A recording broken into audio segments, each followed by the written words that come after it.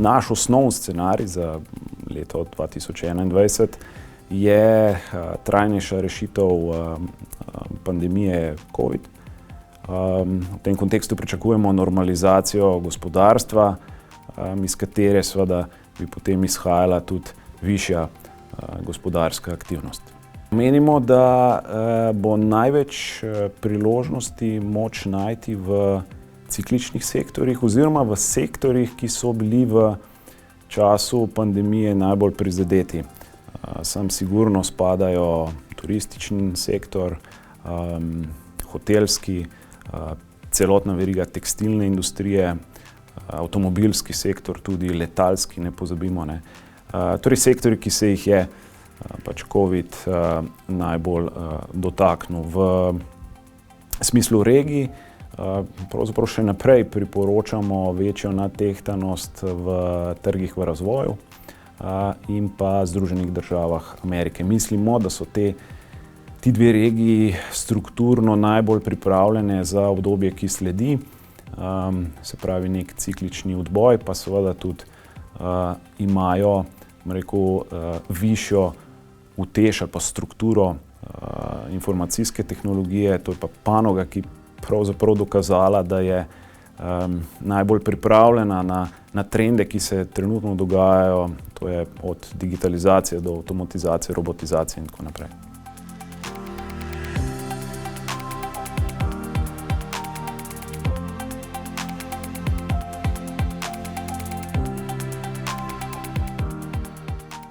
Strinjal bi se z mnenjem ameriške banke, torej pri nekaterih ekonomskih indikatorjih je res zelo očitno, da je prišlo do tega V-ja, torej če omenimo dve, recimo industrijska proizvodnja pa rast maloprodaje, se vidi, da je ta rast v času pandemije močno padla oziroma bila negativna in se je potem vrnila na raven rasti kot pred pandemijo.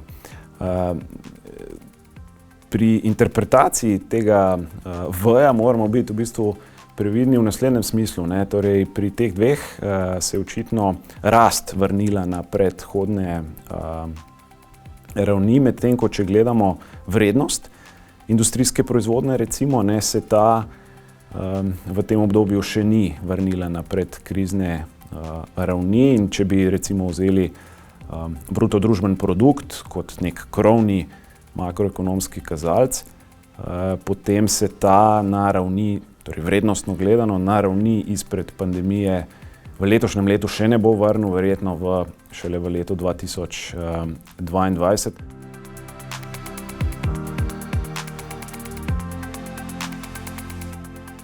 Evropska regija, ki nažalost ima v tem trenutku mogoče celo najbolj zahtevno epidemiološko sliko.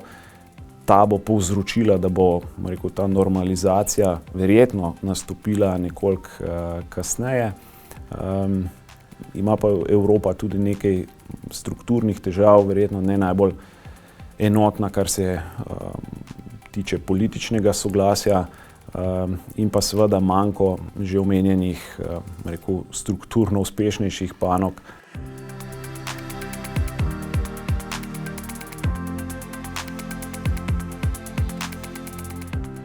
Prvi je seveda reševanje situacije povezane s covidom. Torej, ali bo prišlo do precepljenosti ali mogoče kakšne druge, prilagoditve gospodarstva, ki bo in družbe nasploh, ki bo uspelo živeti z virusom. Drug ključen dejavnik pa je zadržana potrošnja. V lanskem letu se je kar nekaj te potrošnje zadržalo. Pogovarjam se z mnogimi in to kažejo tudi statistike, da smo v letu 2020 veliko prišparali, seveda na ravni celotne države. In ko se bodo stvari normalizirale, gospodarstvo do določene mere odprlo, se zna sprostiti kar precejšen obseg tega zadržanega povpraševanja in to je bila zelo močna injekcija za gospodarstvo.